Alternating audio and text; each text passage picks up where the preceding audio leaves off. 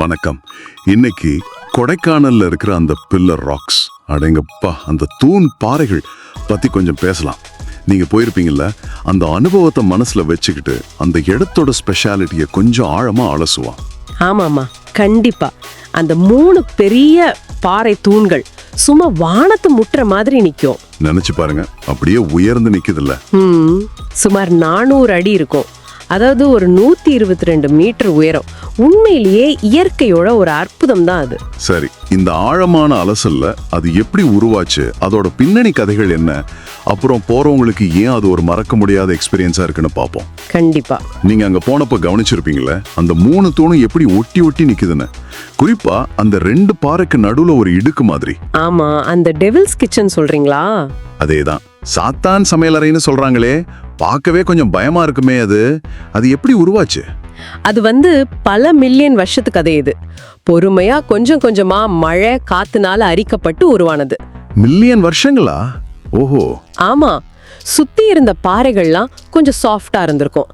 அதெல்லாம் கரைஞ்சு போயிடுச்சு. ஆனா இந்த கிரானைட் பாறை ரொம்ப ஸ்ட்ராங். அதான் இப்படி தூண் மாதிரி நிக்குது. அடேங்கப்பா. நீங்க கேட்ட அந்த டெவில்ஸ் கிச்சன், அது ஒரு மாதிரி ஆழமான குறுகலான குகை மாதிரி ஒரு அமைப்பு. ரொம்ப இருட்டாவும் கொஞ்சம் ஆபத்தான இடமாவும் இருக்கிறதால அந்த பேர் வந்திருக்கலாம். சரி, குணா குகைகள்னு கூட சொல்லுவாங்களே. ஆமா, அதோட தொடர்ச்சியா இருக்கலாம். இதெல்லாம் அந்த இடத்தோட பூமி அமைப்பு எவ்வளவு வித்தியாசமானதுன்னு காட்டுது. இவ்வளவு பழமையான இடம்னா சும்மா இருக்குமா? கதைகள் கண்டிப்பா இருக்குமே. அமானுஷ்ய கதைகள் கூட சொல்லுவாங்களே. நிறையவே இருக்கு. உள்ளூர் பழங்குடி மக்கள் சொல்ற சில ஐதீக கதைகள் இருக்கு. அதோட பிரிட்டிஷ்காரங்க காலத்துல நடந்த ஒரு சோக கதையோ ரொம்ப பிரபலம். அப்படியா? என்ன கதை அது? டேவிட் கெல் அப்படின்னு ஒரு வெள்ளைக்காரர், அவரோட காதலி தவறிட்டதா சொல்லுவாங்க. அந்த சோகத்துல இந்த செங்குத்தான பாறை விளிம்புக்கு அவர் அடிக்கடி வருவாராம். சிலர் அவர் ஞாபகமா அங்க ஒரு வெள்ளை சிலுவை மாதிரி ஒண்ணு வச்சிருந்தாங்கன்னு சொல்றாங்க. இந்த மாதிரி விஷயங்கள்லாம் அந்த இடத்துக்கு ஒரு மாதிரி ஒரு மர்மமான அழக கொடுக்குது. உண்மைதான். அந்த அமைதியும் அந்த கதைகளும் சேரும்போது ஒரு மாதிரி ஃபீலிங் கொடுக்கும். சரி, அங்க போறதுக்கு எது பெஸ்ட் டைம்? இப்போ நீங்க போறதா இருந்தா எப்போ போவீங்க? கவனிக்க வேண்டிய விஷயங்கள். பொதுவா பாத்தீங்கன்னா ஏப்ரல்ல இருந்து ஜூன் வரைக்கும் நல்லா இருக்கும். இல்லைன்னா மழைக்காலம் முடிஞ்ச பிறகு செப்டம்பர் அக்டோபர்ல போலாம். அப்போ வானம் தெளிவா இருக்கும், வியூ சூப்பரா தெரியும். சரி சரி. காலையில 9 மணில இருந்து சாயங்காலம் 4 மணி வரைக்கும் தான் போக முடியும். டிக்கெட் ரொம்ப கம்மி தான், 5 ரூபாய் தான் நினைக்கிறேன். கேமராவுக்கு மட்டும் கொஞ்சம் எக்ஸ்ட்ரா. காலையில போறது தான் பெஸ்ட் போல. அந்த பனி விலகி பாறை தெரியற காட்சி. ஆமா, அது ஒரு தனி அழகு. அந்த பனி மெதுவா நகர்ந்து அந்த தூண்கள் வெளிப்படும் பாருங்க, அடடா. அதுக்காகவே காலையில போகலாம். அங்க போறவங்க ஷூ நல்லதா போட்டுக்கணும் இல்லையா? இடம் கொஞ்சம் வழுக்கும் போல.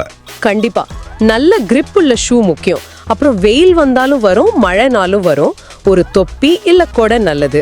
முக்கியமா அந்த பாறை ஓரங்கள்ல ரொம்ப தள்ளி போக கூடாது. ஆமா, எச்சரிக்கை போர்டெல்லாம் வச்சிருப்பாங்க, அதை கண்டிப்பா பார்க்கணும். பக்கத்துல ஒரு சின்ன பார்க் மாதிரி இருக்குமே. ஆமா, அங்க உட்காந்து அந்த பள்ளத்தாக்க பாக்குறதே ஒரு சுகம். நிஜமா தியான மாதிரி இருக்கும். பைனாக்குலர் இருந்தா இன்னும் நல்லது, பறவைகளை பார்க்கலாம். இல்லாட்டி சும்மா அந்த பாறை மேல வெயிலும் நிழலும் விளையாடுறதே பார்த்துட்டு இருக்கலாம். போட்டோ எடுக்கிறவங்களுக்கு நல்ல ஸ்பாட் அது. இன்னும் கொஞ்சம் அட்வென்ச்சரா வேணும்னு நினைக்கிறவங்க அந்த டெவில்ஸ் கிச்சன் பக்கம், அதாவது குணா குகைகள் பக்கம் கொஞ்சம் எக்ஸ்ப்ளோர் பண்ணலாம். ஆனா ரொம்ப கவனமா இருக்கணும், தனியா போகவே கூடாது. ஆமா, அது ரொம்ப முக்கியம். கைடோட போறது நல்லது. சரி, பில்லர் ராக்ஸ் மட்டும் இல்லாம சுத்தியும் பார்க்க நிறைய இடம் இருக்குமே கொடைக்கானல்ல. பக்கத்துல என்ன இருக்கு? நிறைய இருக்கு. ரொம்ப பக்கத்திலே 1 கிலோமீட்டர் தூரத்துல கிரீன் வேலி வியூ இருக்கு. அதுவும் அருமையா இருக்கும். கிரீன் வேலி வியூ. சரி. அப்புறம் நம்ம பேசின குணா குகைகள் இருக்கு. அதோட அந்த மர்மமும் பாறை அமைப்பும் பார்க்க வேண்டியது. கொஞ்சம் தள்ளி போனா டால்பின் நோஸ் கோக்கர்ஸ் வாக். அங்க சாயங்காலம் சூரியன் மறையறத பார்க்கணுமே. ஆமா, அதுக்கு ரொம்ப ஃபேமஸ். ஈவினிங் வாக் போறதுக்கும் நல்ல இடம். அப்போ பில்லர் ராக்ஸ்ங்கிறது வெறும் 3 பாறை தூண் மட்டும் இல்ல. அது ஒரு கம்பீரம், ஒரு வரலாறு, கொஞ்சம் மர்மம், எல்லாம் கலந்த ஒரு உணர்வு. நிச்சயமா.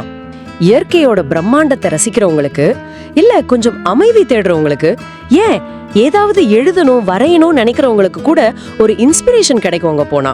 சரி, இப்போ நாம அந்த தூண்களை மேலிருந்து பாக்குறது, அதோட கதைகள் பத்தி பேசணும். ஆனா ஒரு நிமிஷம் யோசிச்சு பாருங்க, அந்த பாறைகளுக்கு கீழே அந்த அடர்ந்த காட்டு பகுதியில நாம இன்னும் பார்க்காத கோணங்கள் என்ன இருக்கும்? யாருக்கும் தெரியாத என்ன கதைகள் அங்க மறைஞ்சிருக்கும்? இது யோசிக்க வேண்டிய விஷயம்.